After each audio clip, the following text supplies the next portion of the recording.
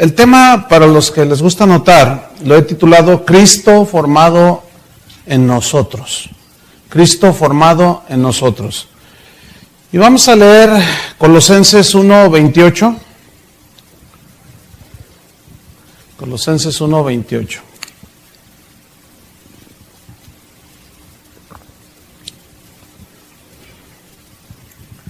Dice así: a quien anunciamos, es decir, a Jesús, amonestando a todo hombre y enseñando a todo hombre en toda sabiduría, a fin de presentar perfecto en Cristo Jesús a todo hombre.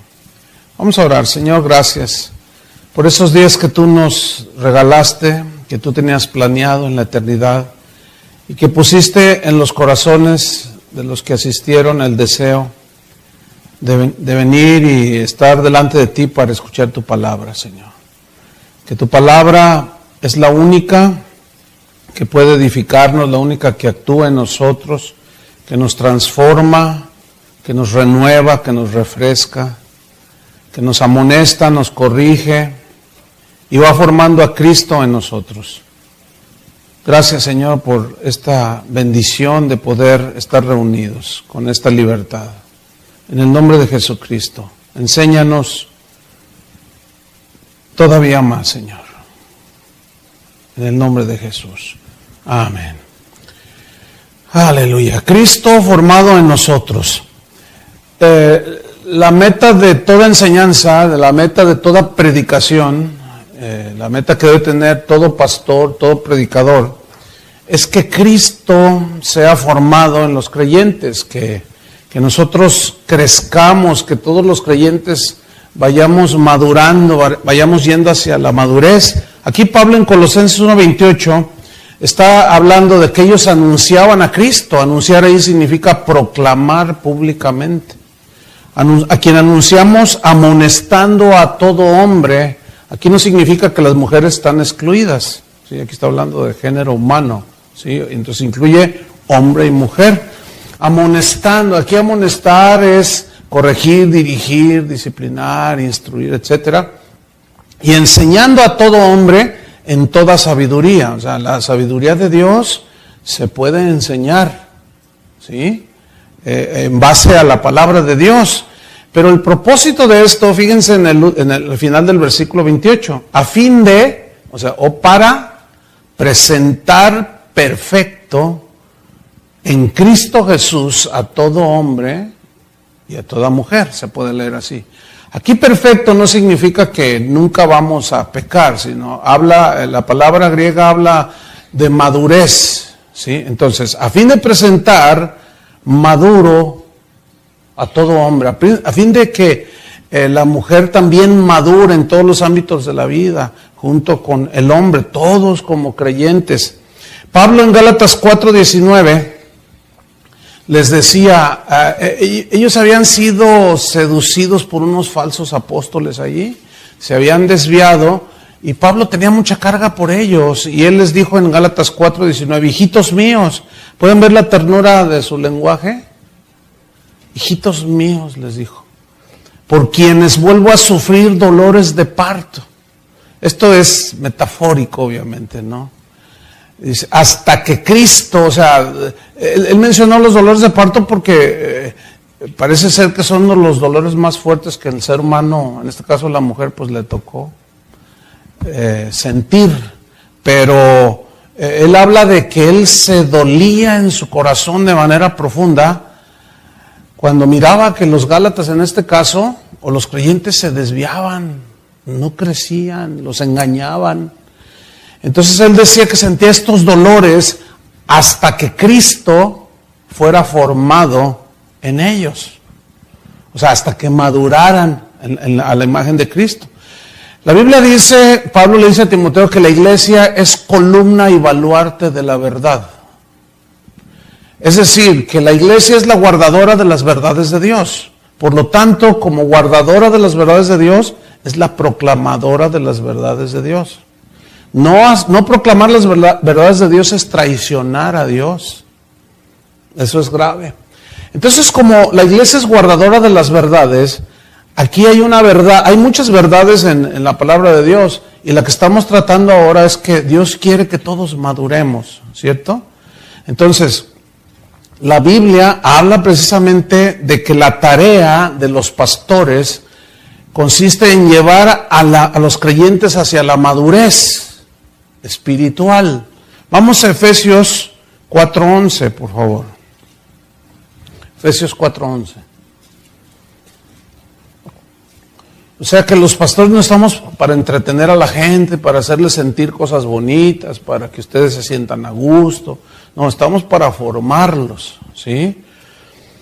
Dice Efesios 4:11, y Él mismo constituyó a unos apóstoles, a otros profetas, a otros evangelistas, a otros pastores y maestros. ¿Con qué propósito? A fin de o para perfeccionar a los santos. ¿Quiénes son los santos? Los miembros de las congregaciones, los hijos de Dios.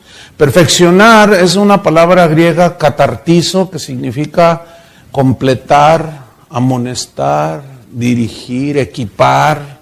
Entonces, nuestra tarea de los ministerios que Dios estableció para gobernar la iglesia, que están en Efesios 4:11, están para eso, no para andar abusando de ustedes, ni para andar engañándolos, ni para andar despelucándolos y tanta cosa que hoy se usa, ¿no? No, estamos para edificarlos, para llevarlos hacia la madurez. Dice, para perfeccionar a los santos para la obra del ministerio. O sea, ¿quién va a hacer toda la obra del ministerio? Toda la obra del ministerio no la hace solo el pastor. Ustedes son parte del cuerpo de Cristo. Y Dios les ha dado un lugar en el cuerpo. Y ustedes tienen que funcionar bien en el cuerpo de Cristo. ¿Son todos ojo? Dicen, no, ¿dónde estaría la mano? No, Dios, así como el cuerpo humano, Pablo usa la analogía del cuerpo humano, ¿verdad? Y cada miembro del cuerpo humano tiene una función, los ojos, la mano, el pie. Y el cuerpo funciona, nuestro cuerpo humano funciona coordinado, ¿sí? Mis manos no se sienten celosas porque no pueden hablar y proclamar el evangelio. O sea, en los miembros de nuestro cuerpo no se celan, no se envidian, no hay nada, ¿sí? Y como cuerpo de Cristo, cuando tú entiendes que tienes una función específica, no andas de celoso, ni de envidioso, ni echándole grilla al otro porque quieres el ministerio de aquel. Imagínense mi mano queriendo ser boca. No, a ella le tocó ser mano. ¿Sí? Y entonces tú tienes que pedirle al Señor que te muestre cuál es tu función en el cuerpo de Cristo. Y funciona ahí. ¿Son todos maestros? No. ¿Son todos apóstoles? No. ¿Todos hacen milagros? No. Pero cada uno tiene una función. ¿Sí? Entonces, pero los encargados de desarrollar todo esto y de llevar hacia la madurez a la gente, pues es los ministros, los pastores. Entonces dice, a fin de perfeccionar a los santos para la obra del ministerio, para la edificación del cuerpo de Cristo, versículo 13, hasta que todos lleguemos a la unidad de la fe y del conocimiento, fíjate, del Hijo de Dios, a un varón perfecto. O sea, lo que más podamos conocer de Él es en beneficio de nosotros. Lo que más conozcamos acerca de Él y a Él, eso es para lo que fuimos destinados para hacer a la imagen de Él. A un varón perfecto a la medida, fíjate, aquí está la meta, de la estatura de la plenitud de Cristo. Esa es la meta. Entonces no debemos de andar perdiendo el tiempo en otras cosas, actividades que no son propias de un cristiano. Hoy la iglesia hace muchas prácticas que hacen los del mundo y perdemos el tiempo, ¿verdad? En la formación. Ahora, fíjate el versículo 14, la madurez tiene este propósito, versículo 14, para que ya no seamos niños fluctuantes, llevados por doquiera de todo viento de doctrina, por estratagema de hombres que para engañar emplean con astucia las artimañas del error. La palabra estratagema es bien interesante porque viene una palabra griega que es kubeia, que significa cubos, pero alude a los dados de juego y se traduce como dados cargados. ¿Sí entienden los que fueron tahúres, que son los dados cargados, los dados con los que juegan en los casinos. Esos son juegos antiquísimos, pero están truchados o están manipulados para que siempre gane el casino. Entonces, eso significa estratagema, dados cargados. O sea, son hombres que están metidos, se meten en la iglesia, engañan a la gente y todo es a su favor. Todo es a su favor. Te dicen que, fíjate, ¿cómo dicen? ¿Quieres un auto del año? Siembra $2,000. Dice, pídanle al Señor, pero ellos no le piden al Señor, ellos le piden a la gente. Y la gente no alcanza a veces a ubicar el asunto. Entonces todo lo que hacen como actividades en las iglesias, este tipo de hombres, son dados cargados, son estratagemas, todo es a favor de ellos. Pero esto es precisamente pues el propósito, uno de los propósitos por los cuales debemos de madurar para no ser llevados, manipulados, ¿sí? Dice, por estratagema de hombres que para engañar. Aquí la palabra engañar en el griego significa, es una palabra que también se traduce anzuelo, carnada, ¿sí? ¿Qué es lo que hace un pescador? Pone una carnada es irreal, algo ahí de plástico, que se mueva y lo pone allí cubierto el ganchito del anzuelo y luego lo tira y el pez pues muerde y ahí quedó. Y así les hacen a muchos, ¿verdad? Y ahí los agarran.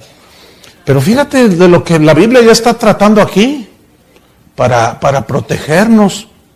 Entonces la tarea de nosotros es llevarlos hacia la madurez, enseñarles, para que no sean engañados por esos hombres que emplean con astucia, dice, las artimañas del error. Sino, fíjense el 15, sino que siguiendo la verdad, o sea, la verdad de Dios, en amor, crezcamos. Aquí está, otra vez, crezcamos en todo, en aquel, o sea, en Cristo, que es la cabeza. Esto es Cristo. Está hablando de crecimiento en Cristo. Habla de llegar a la madurez y dejar de ser niños fluctuantes. Entonces, crecer en Cristo, versículo 16, en quien todo el cuerpo, o sea, cada uno de nosotros, bien concertado y unido entre sí por todas las coyunturas que se ayudan mutuamente, según la actividad propia de cada miembro, recibe su crecimiento, ahí está otra vez, para ir edificándose en amor. Este es el propósito de la iglesia, hermanos. Ahora bien, ¿cuál es la herramienta que Dios nos dejó para llevar a los cristianos hacia la madurez? Pues la palabra de Dios, ya lo vimos ayer. En 2 Timoteo 3:16 y 17 se nos dice todavía más acerca de que las escrituras pues son la herramienta que nosotros los cristianos debemos usar, los pastores, para formarlos a ustedes, ¿sí? Así como nosotros también fuimos formados y seguimos siendo formados. Dice 2 Timoteo 3:16 y 17. Toda la escritura es inspirada por Dios. ¿Cuánta de la escritura? Toda. Así de sencillo, toda. Y es útil. Aquí útil también se puede traducir por eficaz. Y es útil, eficaz para enseñar. ¿Enseñar qué? Pues las verdades de Dios. Número 2, para redarguir. Significa confrontar con conductas y pensamientos cerrados. Por eso se tiene que exponer desde el púlpito los errores y la verdad de Dios para contrarrestar el error. ¿Entienden? Las conductas torcidas, los pensamientos del hombre que son torcidos, contrarios a Dios, y todo se debe de corregir con la palabra de Dios. Ok, así piensas tú, así pienso yo, así piensa el mundo, pero ¿qué dice Dios? Pues esto es lo que dice Dios. Y ahí es donde a muchos no les gusta, ¿verdad? Porque pues dicen que cada cabeza es un mundo, y es cierto, cada quien piensa lo que le da su gana, pero en el caso de los cristianos, Pablo decía que debemos de tener la mente de Cristo. O sea, significa pensar como Cristo. ¿Sí? Entonces dice que es útil para enseñar, redarguir, para corregir. ¿Para corregir qué? Pues conductas erróneas, pensamientos erróneos, todo lo que tenga que, todo aquel que nos quiera desviar. Y también es útil para instruir en justicia, o sea, en los caminos rectos.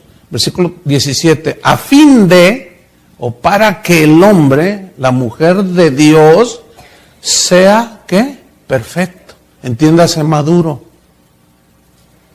enteramente preparado para toda buena obra.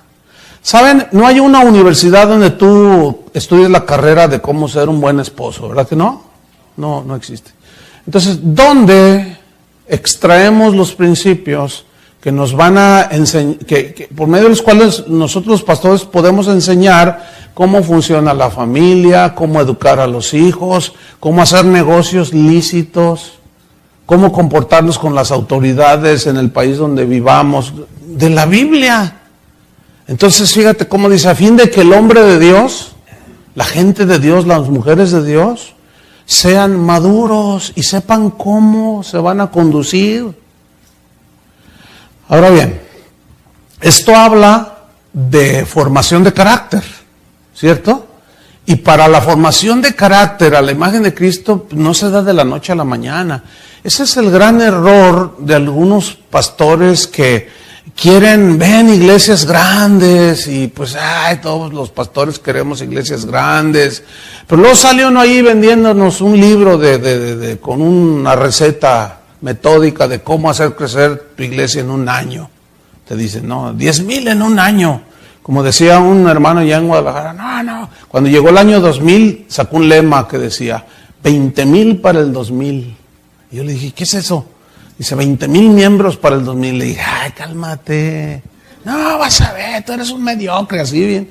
Pero yo le dije, bueno, nos vemos en 2000. Ya estamos en 2013, no tiene ni 90 personas.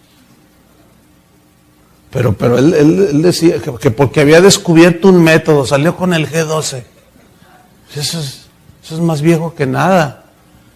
De verdad, eso tiene raíces en los años 80, yo me convertí en los años 70. En los años 80 surgió una doctrina que se llamaba el discipulado, bien semejante al G12. Pura manipulación. Bueno, ustedes ya, algunos salieron de ese asunto.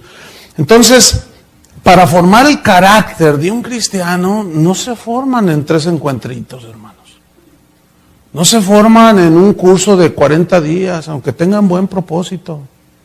No se forman, es toda una vida, créanmelo, hermanos.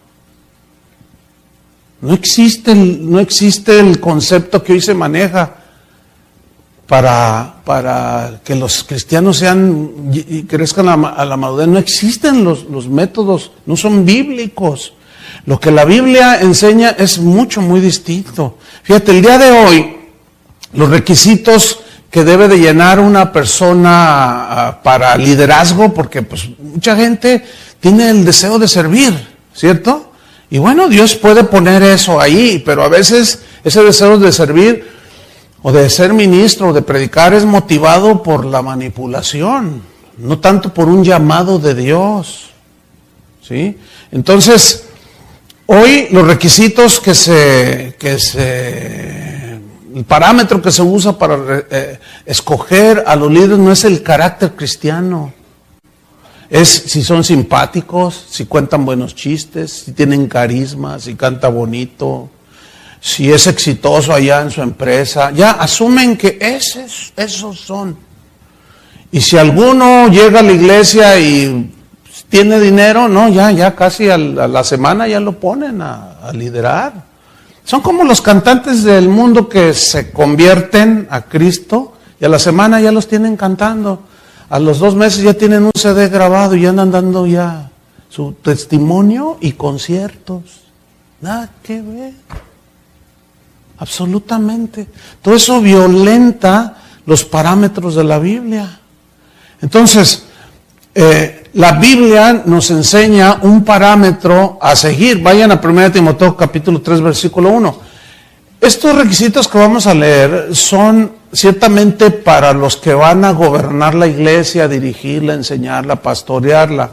Sin embargo, es el carácter que todo cristiano, toda cristiana, 1 Corintios capítulo 3, todo cristiano, toda cristiana debemos de aspirar a tener. Esos son los rasgos, ¿sí?, de carácter. Entonces, fíjense, vamos allí. 1 Timoteo 3:1. Dice Pablo, palabra fiel significa confiable. Palabra confiable, o sea, Dios la dijo, es certera, no se equivoca, y ahí les va, dice Pablo. Si alguno, ese si alguno significa cualquiera, anhela obispado. Aquí obispado significa cuidar, apacentar la grey, enseñar, como se dice hoy, liderar. Dice, si alguno anhela hacer esta tarea, buena obra desea. En la versión Palabra de Dios para Todos, esta parte del versículo 1 se lee así: el que quiera presidir en la iglesia, a noble función aspira. Ahora, vamos al versículo 2. Dice, pero, ese pero es muy importante. O sea, cualquiera puede desearlo, pero es necesario. Y aquí esta palabra significa, en el griego, enfatiza como algo que es obligatorio, pero es necesario. O sea, obligadamente los que dirigen la iglesia o quieren hacerlo, quieren presidir a los demás, obligatoriamente es conveniente, hay un deber, es necesario, es preciso que el obispo o el que quiere servir sea. Aquí la palabra sea es el verbo ser, o sea, de ser. Y habla de carácter. Y en la persona que, es decir, fíjate, así como tú te comportas aquí en la iglesia, así debes de comportarte afuera. En tu casa, en el trabajo, en la universidad, en la calle. Eso es ser. Carlos Spurgeon, que fue un predicador muy reconocido hace ya bastantes años, él decía, hay algunos que predican tan bien, que nunca deberían de bajarse, porque si se bajan, viven tan mal, que ya una vez estando abajo no deberían de subirse. No, él hablaba de que debería de haber una congruencia. Hablando de los líderes, de los pastores, de lo que es, del comportamiento y de lo que se dice aquí arriba con la vida cotidiana allá abajo. ¿Sí? Entonces, si tú dices que eres cristiano, pues aquí todos tienen cara de San Martín de Porres. Y las hermanas de la Madre Teresa de Calcuta, ¿no? Pues no están haciendo nada malo. Bueno, si son, sean no solo aquí. Entonces ahí ya viene una pregunta. Entonces me falta. ¿Cuántos reconocen que nos falta? Yo reconozco que me falta. Estamos en ese proceso. Alguien dice, no, alguien me dijo una vez, no, pero pues esos requisitos nadie va a servir. Bueno, es que ese es el estándar de Dios. Es eso a lo que debemos de aspirar. ¿Sí? Entonces dice, es necesario pues que el obispo sea, y comienza la lista, irreprensible, dice. Esta palabra irreprensible se traduce en una palabra griega que significa alguien sin reprensión, alguien que no tiene acusación en contra, alguien que no tenga nada de qué ser señalado, alguien que no tiene cuentas pendientes, eso significa. Pero como dije hace un momento, esto no quiere decir que alguien que este requisito no significa que deban ser personas que nunca fallan, ¿no? Porque eso no es real. Todos fallamos, ¿están de acuerdo? ¿Sí? Pero habla de alguien que si falla, arregla cuentas con Dios y arregla cuentas con los demás. Este versículo en una versión dice, pero debe ser alguien a quien no se le pueda acusar de nada malo. Porque, o sea, no tiene calidad moral para estar hablando de cosas santas, como es la palabra de Dios. Si está acusado por allá, de ladrón o de tranza o de qué sé yo, ¿no? Fíjense, yo conocí el caso de un pastor que antes de ser cristiano, él le había pedido a un compadre, a un amigo de él, cerca de $2,000, pero nunca se los pagó. Y se escondía y nunca se los pagó. Pasaron los años. Se convirtió. El que hoy es pastor, se convirtió y pasaron otros 10, 12, 15 años y el Señor lo llamó al ministerio. Créanme que es un pastor ejemplar. Es un pastor que yo admiro por su dedicación y su integridad y su, en fin, calificado para el ministerio. Además, un excelente mensajero del Evangelio. Pues, ¿qué creen? Un día, pues había una señora en su congregación y él le decía, oye, ¿y su esposo?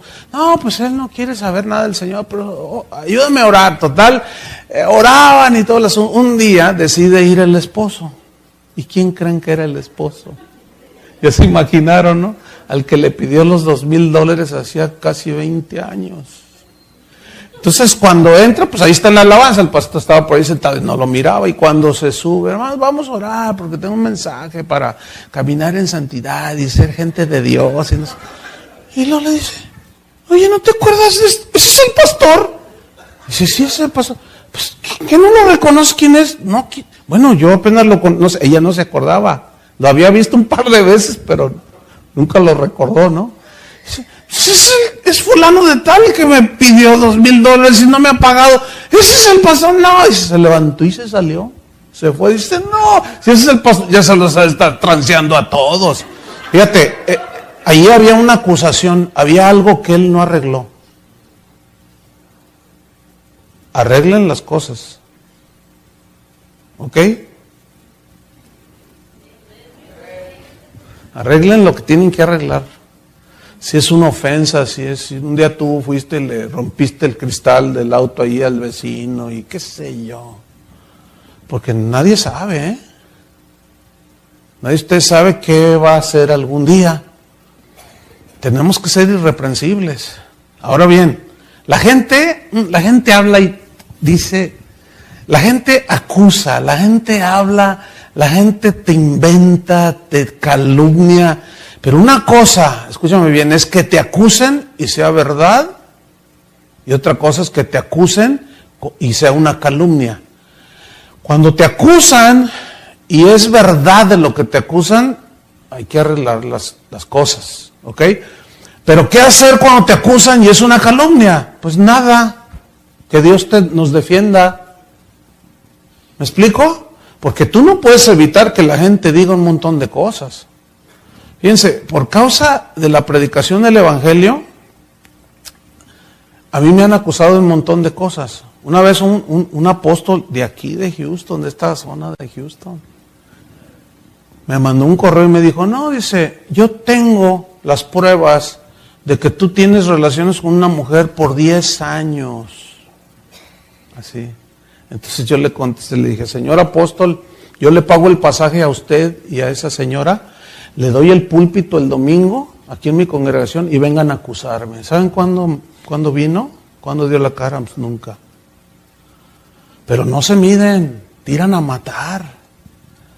Bueno, cuídate que lo que digan no es verdad, no sea verdad, porque si es verdad, entonces, si alguno padece como homicida o ladrón, pero si alguno padece como cristiano, glorifique a Dios. Allí se aplica, bienaventurados sois cuando por mi causa os vituperen y os persigan y digan toda clase de mal contra vosotros. Ahora los lobos que andan por ahí aullando ya se están defendiendo en internet. Ya hacen videos y dicen, no, dicen de mí esto y lo otro, pero no es cierto. Y tú dices, bueno, estos de plano piensan que somos unos tontos. Porque lo que se ve, o sea, es evidentísimo, están todas las pruebas, las acusaciones están allí, que todo el mundo las puede ver, y dicen, es que no es verdad lo que dicen que yo hago. Y luego entonces, o sea, estos son tan desvergonzados, o sea, ¿de verdad creen que somos tan tontos? Que para ellos les basta hacer un videíto y decir, no, yo soy una mujer de Dios, yo soy un hombre de Dios, cuando las pruebas están ahí. Una vez me acuerdo, hace años, cuando Dios, pues, yo iniciaba en lo que es el pastorado de casa de oración, y hubo ahí unas acusaciones, unas calumnias, y yo me enojé, porque pues todos estamos en este cuerpo de muerte. Pues a quién le gusta que le digan mentiras de uno, ¿verdad que a nadie? Pero también estás aprendiendo a perdonar, estás aprendiendo a hacer a un lado todas esas cosas, pero lo que dijo un pastor me caló y me pegó fuerte, y yo estaba enojado y dije, no, me va a conocer. Yo nunca pensé así como golpearlo y eso, dije, no, pero va a ver. Entonces yo voy con el Señor, le digo, Señor, y le digo, ¿por qué permites que este hombre? Y yo estaba así como los perros cuando se enojan, ¿los han visto? Es que se les paran los pelos acá arriba, así. Los Doberman, así cuando ven a otro,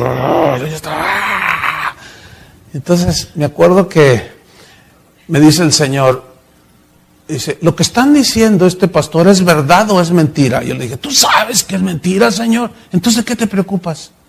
Cálmate, Bobby. Cálmate. Oh, Señor, no, déjamelo a mí. Mí es la venganza. Preocúpate cuando sea verdad lo que digan de ti. Entonces, irreprensibles. Hay que arreglar cualquier asunto, hermanos, ¿no? ¿Por qué? Porque mira, cuando nosotros reconocemos nuestros errores, sea que tuvimos algún asunto con la esposa, con algún hermano, con algún pastor, con lo que sea, o algo por ahí, un mal manejo, que pedimos un crédito y nos andamos escondiendo, y todo sale, hermanos, todo sale. No les vaya a suceder como aquel diácono que pues, servía en la iglesia y ponía cara de San Martín de Porres ahí en la iglesia donde servía, pero le pegaba a la esposa, la golpeaba, la maltrataba. Si ustedes supieran que de eso es el pan se asustarían. Entonces le ponía unas golpizas. Entonces un día la estaba golpeando y la mujer, ¡ay, ay! Entonces le dice, cállate, que estás dando mal testimonio, nos van a oír los vecinos, cállate. O sea, el entendimiento de este tipo. Ahora, el punto es el pastor lo tenía ahí, ¿entienden? El pastor lo tenía ahí. Entonces, nos estamos dando cuenta que para ser ministros de Dios, aún para ser cristianos, no es en serio el asunto, ¿verdad? ¿Lo alcanzan a captar o no? ¿Cuántos quieren servir al Señor? Bueno, es necesario que... El segundo requisito, dice, estoy en 1 Timoteo 3:2, es necesario que el obispo sea irreprensible, marido de una sola mujer. La idea es hombre que tenga una sola esposa en ese momento. O sea, no que sea un adúltero. ¿Por qué o para qué? Para que pueda ser ejemplo. ¿Sí? Para que pueda edificar correctamente a las familias de la iglesia. De otra manera, ¿cómo puede hablar un pastor que anda en esas cosas, o un ministro, o un hermano? ¿Cómo puede hablar de la familia? ¿Cómo puede hablar de las cosas de Dios? Tendría que ser un perfectísimo hipócrita. ¿Entienden? Para decir, no, trata bien a tu esposa, mira a tus hijos, y él por acá, ¿verdad? Y sé fiel a tu esposa, porque quién sabe qué, los adúlteros se van a ir al infierno, y tiene por allá él sus cosas. Pues déjenme decirles, que siempre ha existido, pero yo creo que como nunca el día de hoy. Y bueno, vamos a ser testigos de muchas cosas. Esto se los digo para que no se asusten, no para asustarlos, sino pues, precisamente para que no se asusten cuando vean y se enteren. Pero no puedo ser específico, obviamente, ¿no? Pero nada más les voy a decir una cosa. Ustedes no se imaginan el cochinero que hay dentro del ministerio.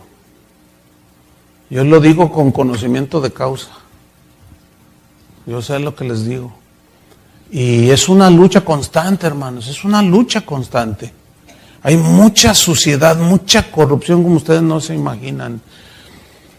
Déjenme decirles algo, hace poco se convirtió una señora, allí en casa de oración. Se me acercó y me dijo, ay pastor, yo tengo 3 meses viniendo y estoy tan contenta y el Señor ha sido bueno, etcétera, ¿no? Y dice, le quiero presentar a mis hijos, bien lindos sus hijos, y ya los saludé y le dije, oiga, y su esposo, dice, ay mi esposo, pues él no quiere venir, todavía, dice, pues, ore por él, pero es que, dice, mire, le voy a contar, es que él es psicólogo, pero es uno de los más... Bueno, pues es de los más famosos de acá de México. Y si inclusive viene gente de los Estados Unidos a consultarlo a él. Es muy famoso. Cuando me dio el nombre dije, pues no hace tanto, yo no lo conozco. pero no, sí es una persona muy reconocida. Entonces me dice, es que él, dice, mire, él también está buscando de Dios. Pero me dijo, dice, yo le comparto la enseñanza de los domingos, mira, ¿quieres escuchar? Bueno, sí, pónmelo. Entonces yo le pongo el CD y se queda oyendo.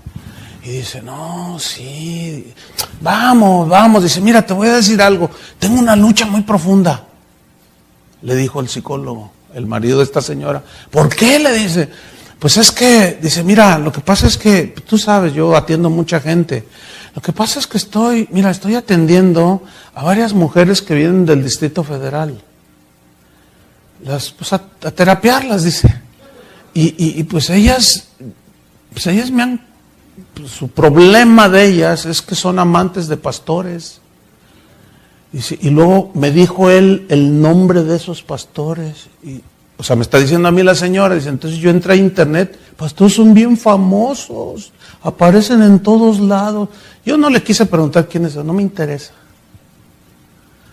Lo único que sí sé es que, hermanos, se está pisoteando una de las cosas más sagradas, que es el ministerio. ¿Entienden?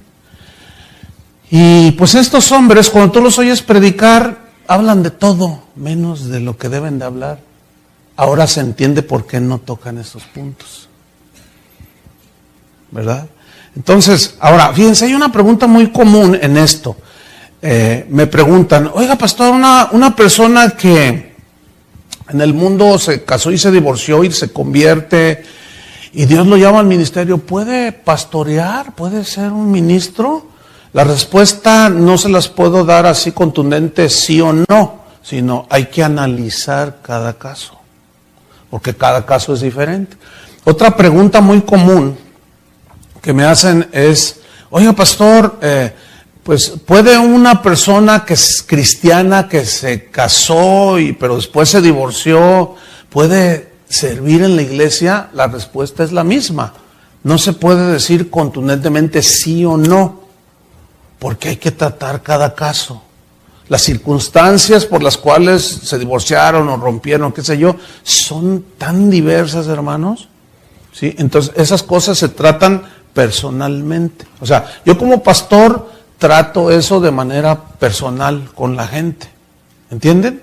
Entonces, no hay una respuesta sí o no. Hay quienes dicen no. Hay quienes ni les importa. No, pues ya, oye, más que mano, pues yo ya me he divorciado. No importa, mano, gloria a Dios, el Señor transforma. Sí es cierto que el Señor transforma, nada más que no dijo que ya van 4. No, hay pastores que se han divorciado hasta 5 veces, pastores, hasta 5 veces. Que porque se equivocaron y Dios les dijo, y Dios perdona los errores. Entonces ya nomás confesé mi error y ya me casé otra vez. No inventes. O sea, es medio complicado, no tengo más tiempo para explicar esto, ¿no? Pero aquí el punto es este. El requisito es marido de una sola mujer. ¿Por qué? Para guardar la integridad de la familia. para ser ejemplo para las familias. Amén. Sigo leyendo. Sobrio, o sea, como requisito número 3. ¿Cuál fue el número 1? Irreprensible. Número 2, marido de una sola mujer. Número 3, sobrio. Aquí la palabra sobrio también se puede traducir como templado, como alguien que es moderado, pero la idea es alguien templado y moderado. Por ejemplo, en sus opiniones, en sus conceptos que tiene de la vida, de las cosas, del ministerio, de la vida cristiana, tiene que tener un equilibrio. Para llegar a un equilibrio no se logra de la noche a la mañana, ¿sí? Es un proceso, porque alguien que ya gobierna la iglesia o quiere gobernar la iglesia, cuando da un consejo, tiene que dar consejos basados en la Biblia y siempre bien equilibrados, ¿entienden? Hay gente que me escribe y me dice, oiga pastor, dice, mire, yo sé que me va a decir, pregúntale a tu pastor, porque cuando me escriben correos y me hacen preguntas así muy personales, le digo, no, a mí no me corresponde responderle, le corresponde a su pastor en la iglesia donde usted va, ¿sí o no? Pues ese es el orden. Dice, lo que pasa es que, mire, tengo este problema y el pastor me dijo, no, mándalo a volar, divórciate de él. Entonces yo le dije, pero pastor, ¿cómo? No es una razón suficiente. No, es que lo estás aguantando, mándalo a volar. Y el Señor que te dio a algunos de los hermanos de aquí de la iglesia. No, oiga, no. No, ese parece que anda borracho. Porque ¿se fijan cómo los borrachos son exagerados en todo? No, yo una vez me subí a un avión y me fui agarrado así de la llanta, iba así. Y todos, todos los demás borrachos, de veras, ay, compadre, qué valiente eres. Claro, yo he hecho un montón. Son bien exagerados. O sea, pierden todo el sentido de la ubicación, hacen tontería y media. Bueno, la sobriedad es lo contrario a la ebriedad. Entonces, cuando alguien es sobrio, es que está en los 5 sentidos y está al tanto de las cosas alrededor. Es alguien moderado, que no se deja arrastrar, fíjense, ni por sus emociones. Todos tenemos emociones, ¿no? Y de eso hablé la primera noche. ¿Recuerdan los que estuvieron?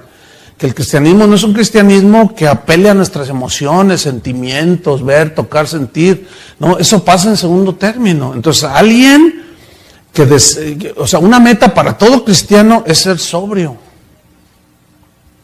equilibrado, moderado, que no se deje atrapar por las cosas actuales.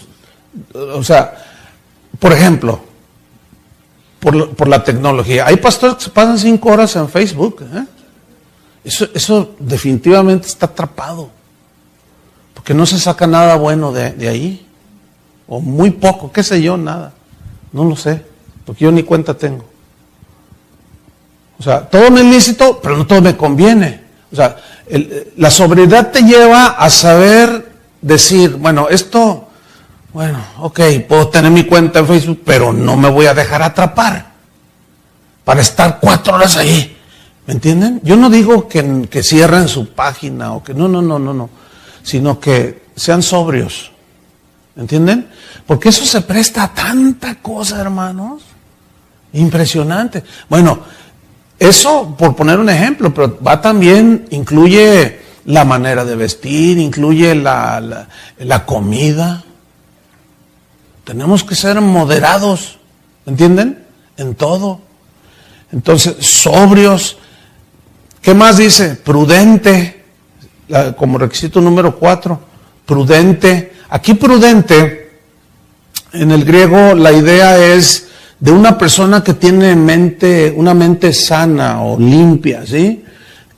Es alguien que tiene dominio propio, ¿sí? La Biblia dice, airaos, pero no pequéis. O sea, fíjense cómo el Señor entiende nuestra naturaleza humana que nos podemos enojar, pero que ese enojo, no se ponga el sol sobre vuestro enojo, significa, no dejes que pase todo el día hasta que se pone el sol y tú sigas enojado.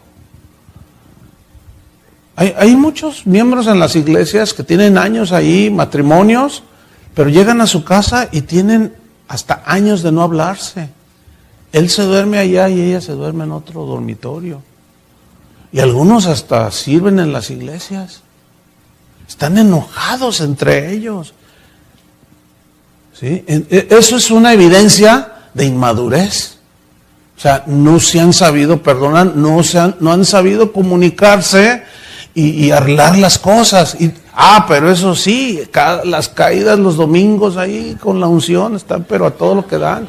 Y están bien avivados. Tienen un avivamiento impresionante. Pero salen de ahí, llegan a su casa, se van en el carro. Dios les bendiga, hermanos. Llevan en el carro y van así. Increíble. Es la verdad. ¿Saben por ahí algún caso?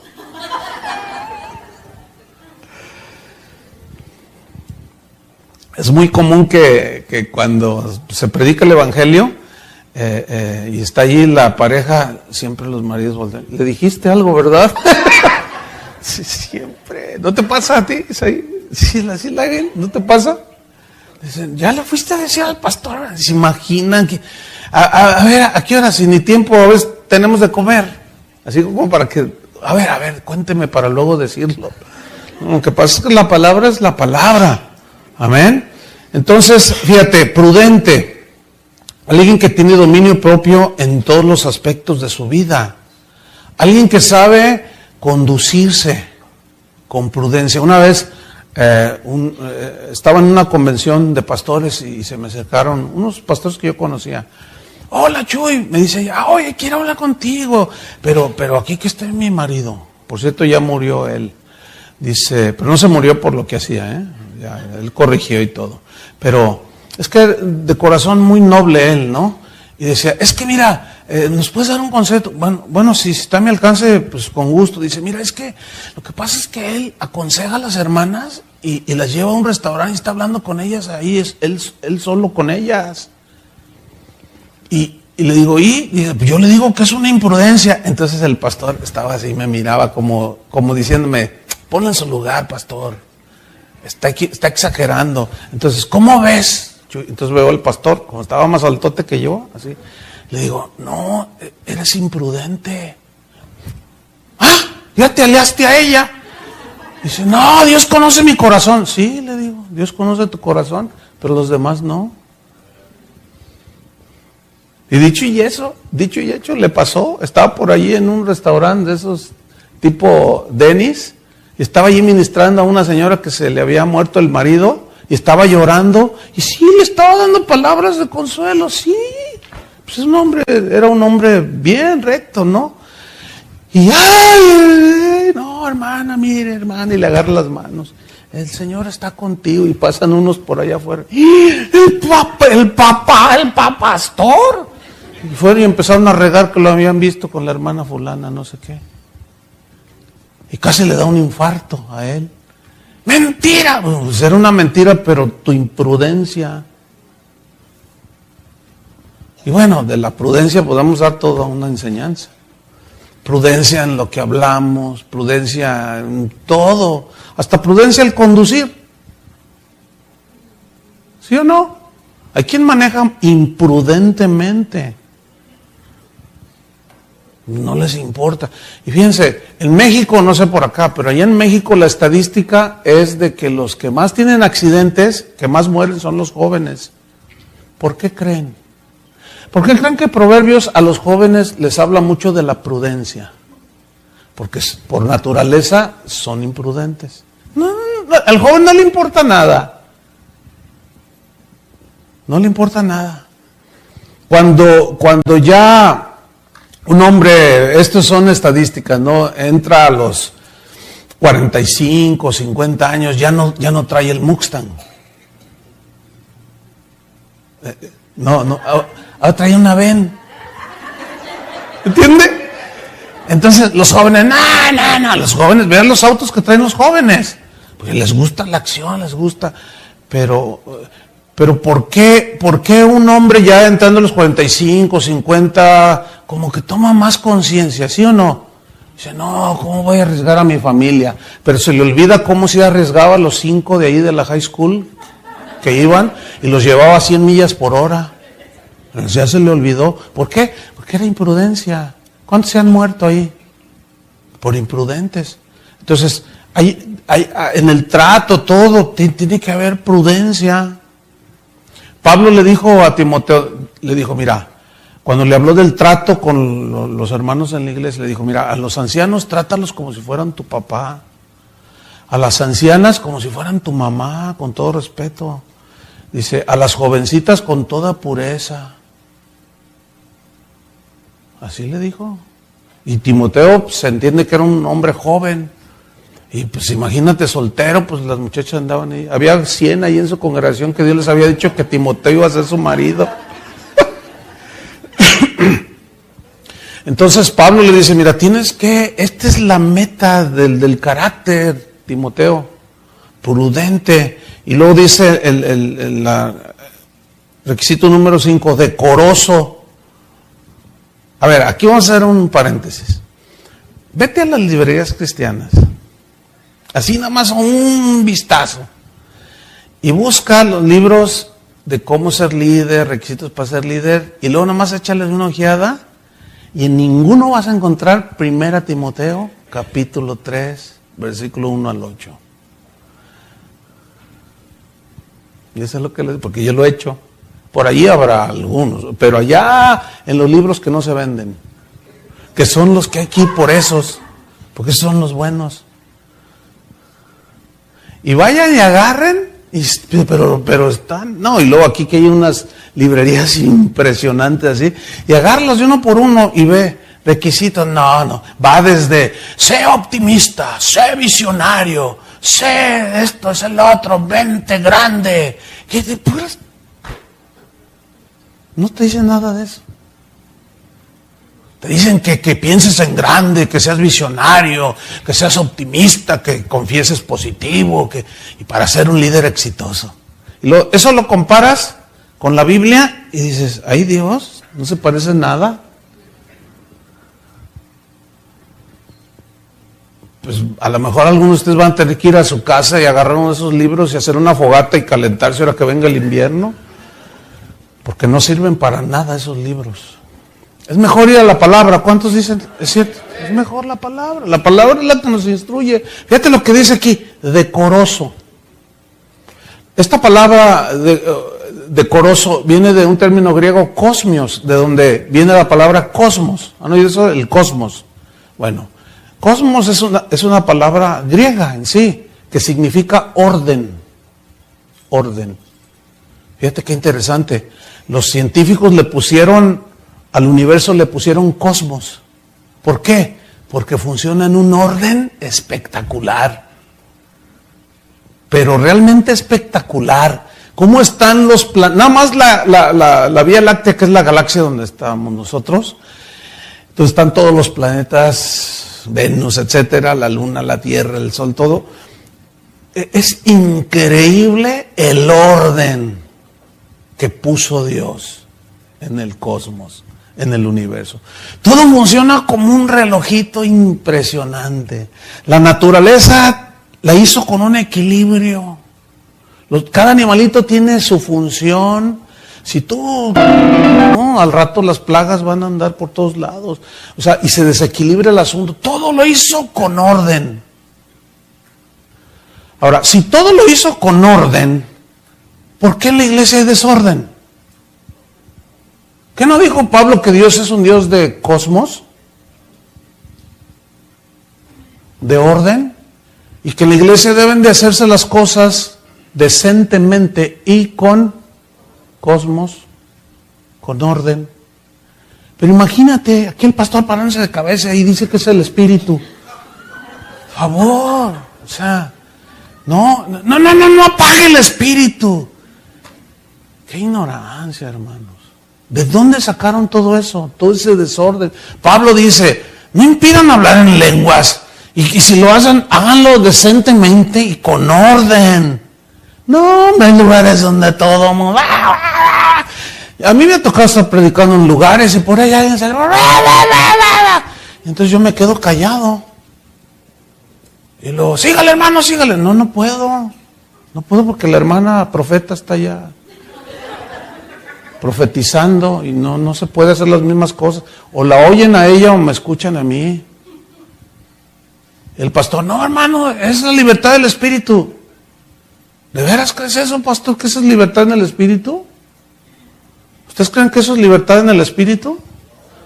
La libertad en el espíritu, donde, el versículo ahí en Corintios donde habla de donde está el espíritu de Dios, ahí en libertad, hermano, no se refiere a hacer lo que uno le da la gana.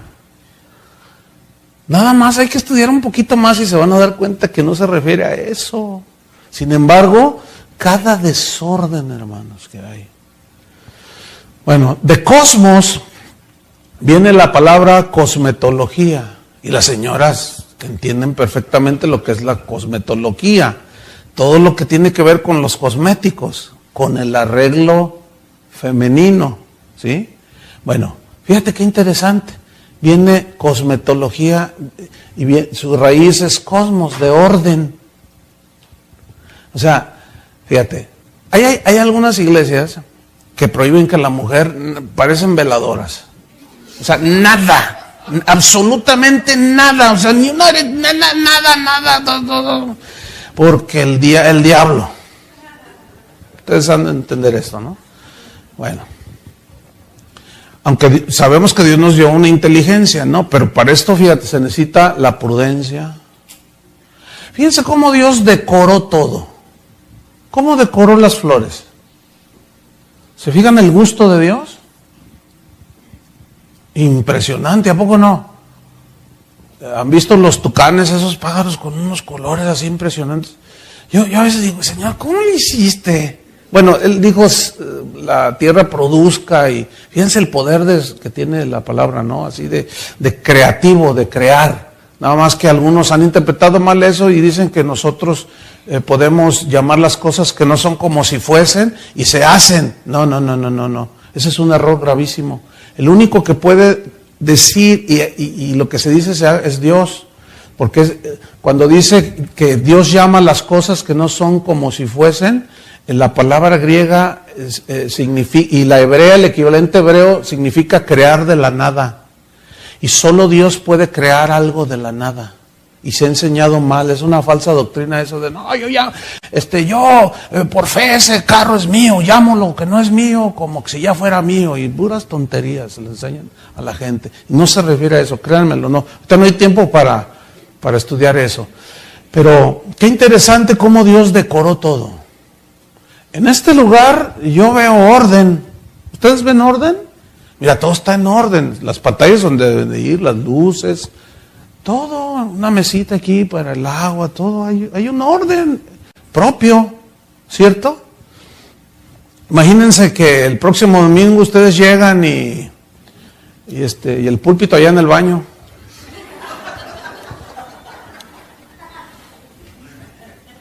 No, o sea, Dios nos ha dado suficiente inteligencia para entender lo que es orden, ¿no es cierto? Entonces, cuando dice aquí que los cristianos deben ser decorosos, significa ordenados. Escuchen bien, tenemos que tener orden en las finanzas, orden en nuestra vida personal, orden en todo, hermanos. Una vez llegué a la casa de una familia, estaba enferma por allí y llegué, ¿no? Y toqué, ay pastor, y pensamos que iba a venir un poquito más tarde. No, yo le avisé, pásese pero cierre los ojos, dice. Yo entiendo eso, ¿ustedes entienden eso? O sea, pásese pero cierre los ojos porque hay un tiradero acá adentro, ¿no? Y eran las 2 de la tarde. Entonces yo pasé y cerré los ojos. Entonces yo, ¿qué está haciendo? Le dije, pues me dijo que cerrara los ojos. Y lo dice, ay no hermano, lo que quise decir es que no mire lo que está alrededor. Y luego sale el marido allí, ay pastor, ay qué pena, que le digo, no se disculpen, le digo, yo entiendo que la circunstancia a lo mejor de la enfermedad de acá, pues malo es que todos los días tuvieran así el desorden, ¿verdad hermanos? Ah no, claro que no, no, pues no hay ningún problema. Una vez fui por allí a predicar. Entonces llega el pastor a recibirme, ahí en el aeropuerto. Entonces, traía una ven precisamente, ¿no? De esas grandes así, cuadradas. Entonces, pues ya, tu maleta. Entonces ya la sube. Y dice, subas, hermano, pero ay, disculpe, dice, tengo 5 hijos. No, están las latas de Coca-Cola, de papas, la mostaza así chorreada por acá, las manos de los... No, impresionante, ¿no? Parecía terrible, ¿no? Entonces, bueno, pues, o sea, la prudencia te dice, pues no hagas nada, no digas nada. ¿Me explico? Y la educación también, así, simple educación. No. Ay, hermano, es que de veras, ¿cuántos hijos tiene usted? No, 2. Entonces tu auto ha de estar más limpio. Entonces ya sí empezó la broma y todo, ¿no? Me dice, no, hermano, dice, es que de verdad, le digo, mira, ¿o qué piensas? Le digo, mira, yo entiendo porque pues yo tengo 2, tú tienes 4, 5. Le digo, pero para todo hay tiempo. Porque no, o sea, dice, no, dime, yo aguanto la vara. Le digo, bueno, mira, me gusta pues que estés abierto, ¿no? Pero esfuérzate un poquito.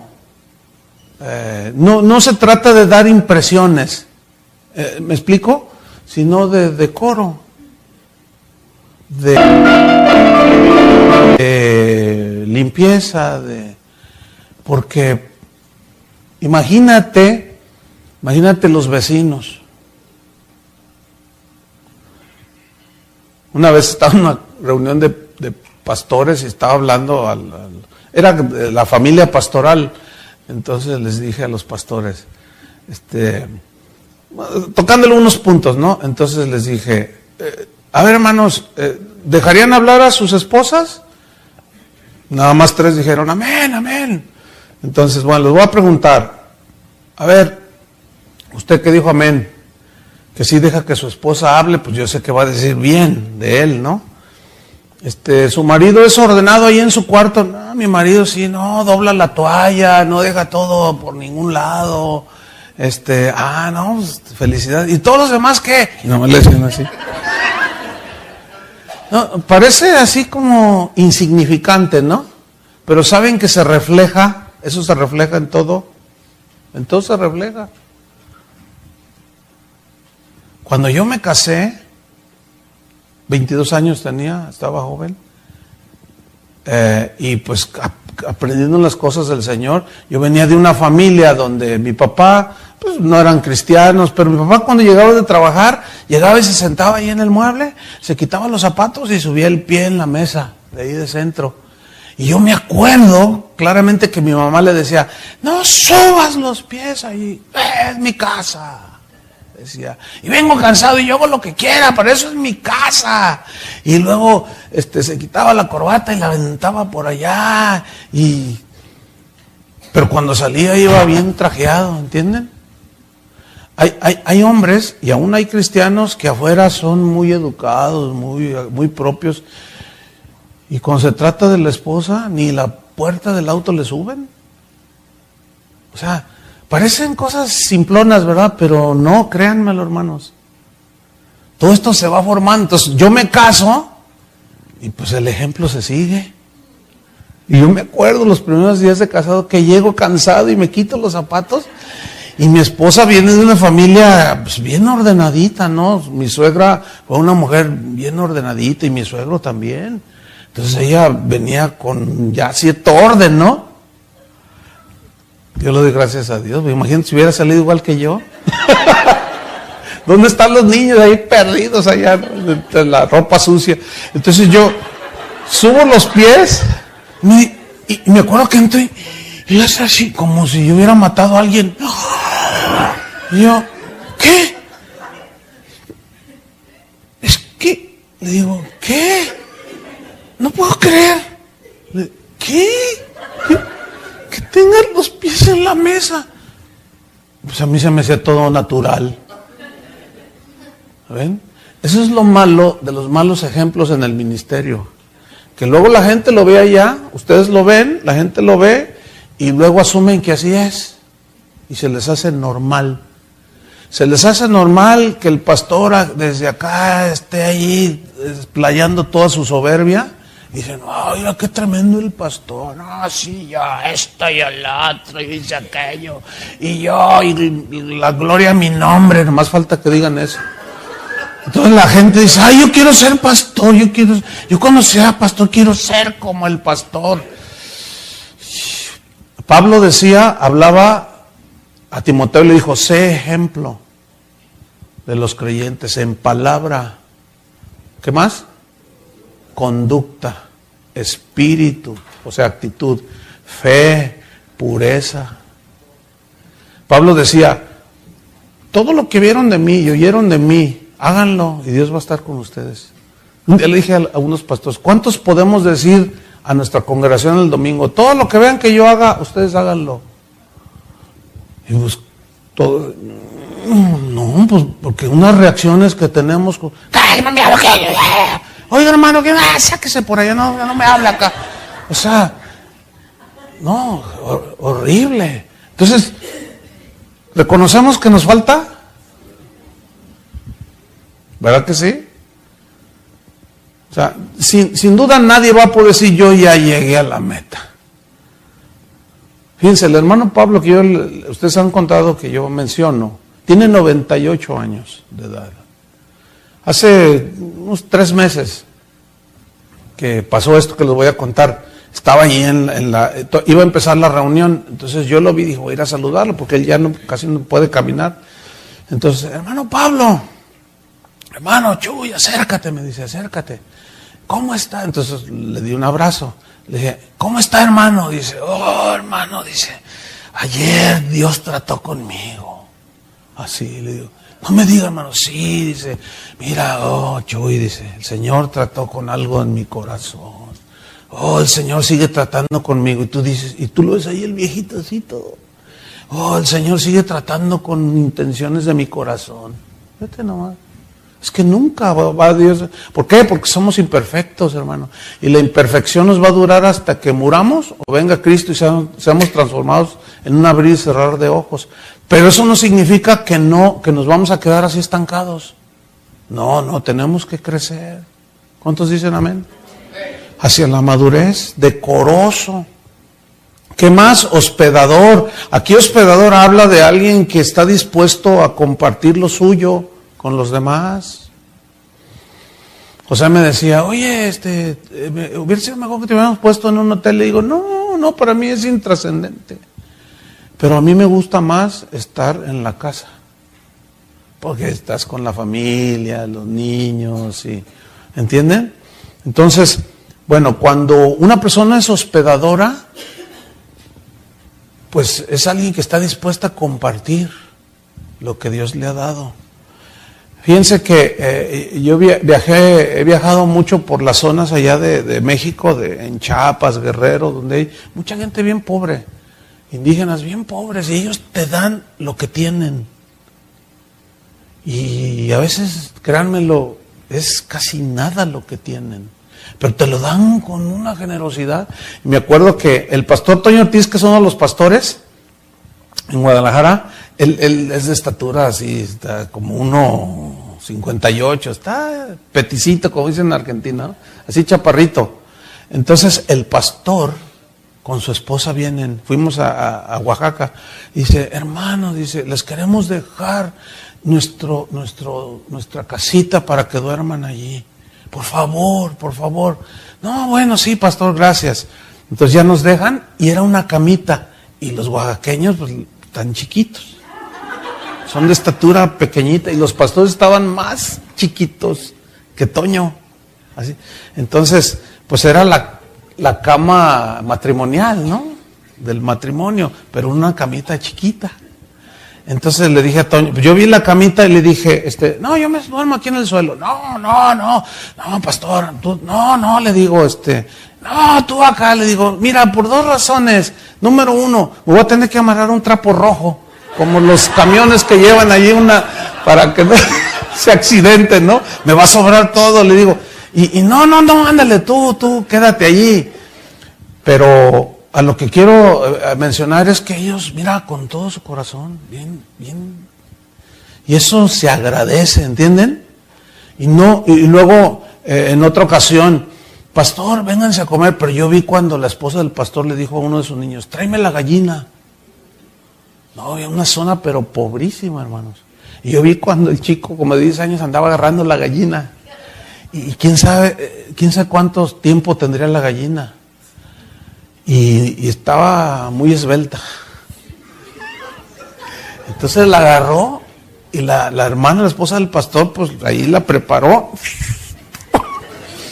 Miren, la tiró ahí en una olla con agua, no le puso sal, no le puso ni una cebollita, no le puso ni un jitomatito, nada. La pura gallina vieja allí. Y el hermano Pablo, viendo así, luego me miraba. Este caso fue de mis primeros viajes con él. Y luego me decía, hermano, te voy a decir algo. Todo lo que te pongan en la mesa, cómetelo. Todo, dice. Si tú no te lo comes, los vas a ofender.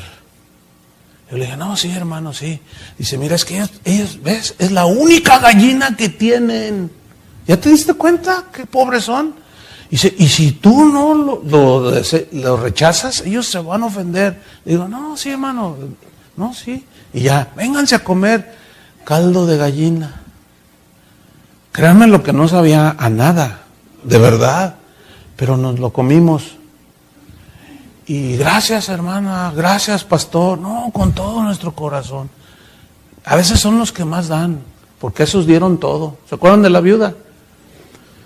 Allí en la iglesia donde yo crecí, una vez tuvimos una conferencia y vino gente de muchos lugares, entre ellos algunos pastores indígenas.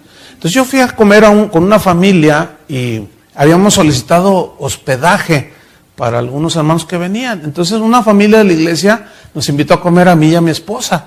Y cuando llegamos, pues era una casa enorme. Le digo, oye, hermano, qué bonita está su casa.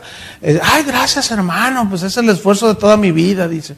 Ah, no, pues que, oiga, ya se anotó para dar hospedaje, porque ya 5 hijos, todos se habían casado, vivían solos, él y ella, y como 7 recámaras la casa, y enorme, ¿no? Bonita.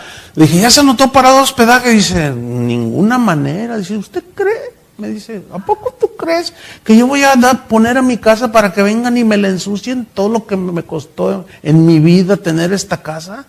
Yo cuando sentí tan horrible, o sea, es gente que no tiene el mínimo concepto y quería ser diácono allá en la iglesia. Pues no llenaba el requisito, ¿te imaginas? O sea, no estaba dispuesto a compartir. Entonces, fíjate, parece que, ¿por qué este rasgo de carácter? Pues habla de algo interno, ¿no es cierto? Generoso. Vámonos rápido sobre el final. Hospedador, luego dice, apto para enseñar. Aquí, esta frase, apto para enseñar, habla de alguien que conoce la palabra de Dios, que la vive, pero que también la sabe comunicar, ¿entienden? Pero el término incluye comunicación, no solo así como yo lo estoy haciendo ahorita, ¿no? Sino que también comunica el mensaje de manera gráfica, es decir, que la gente lo ve, a él y a ella, al cristiano, a la cristiana, que su vida habla el evangelio. O sea, que es como un ejemplo, ¿sí? Dice en el versículo 3, no dado al vino. Esta frase habla de alguien que tiene la botella ahí. O sea, de un alcohólico que está ahí constantemente con la botella. Alguien que está prisionero, en este caso de un vicio. ¿Sí? Y luego dice, no pendenciero. Esta palabra se deriva de un término griego que habla de alguien que no es un buscapleitos. Alguien que no le gusta estar que no anda buscando pleito, ni bronca, ni se dice con el otro, ni nada. ¿Saben? Hoy en Facebook ha salido una de buscapleitos impresionante, una de pendencieros, que nomás se la pasan buscando pleito. Yo recibo correos y dicen, a ver, si usted es muy bíblico, contésteme esto. Pero tú sientes estos quieren pleitear, ¿no? Y le borro el mensaje. No les contesto yo. Pero cuando alguien me escribe y dice, pastor, yo quiero aprender, me podría contestar. Ay, qué diferente, ¿no? Pero algunos son bien agresivos. Y lo, a ver, contéstame públicamente aquí. No, tú no te pongas a pleitear ahí, menos en Facebook ni en Internet. No, eso es de buscapleitos. El cristiano tiene que ser moderado. Si te están acusando, bueno, perdona. Hay cristianos que me han escrito, hermanos, me dicen, oye, están diciendo de ti, defiéndete, ¿no? ¿Cómo voy a defender? No, pero es que son mentiras lo que está diciendo. No, pues que digan lo que digan. Pero te está maldiciendo. ¿Qué vas a hacer? Pues a bendecirlo. Bendecid y no maldigáis. Mía es la venganza, dice el Señor. Y muchos cristianos dicen, no, es que no te entiendo. No, pues es que eres un niño. Porque ¿cómo son los niños? ¿Verdad que son? Así son los niños. No, hay que crecer, hermanos. Entonces, no pendencieron, no un buscapleitos. No, gente que esté ahí. No, yo soy cristiano, pero yo te doy las tuyas.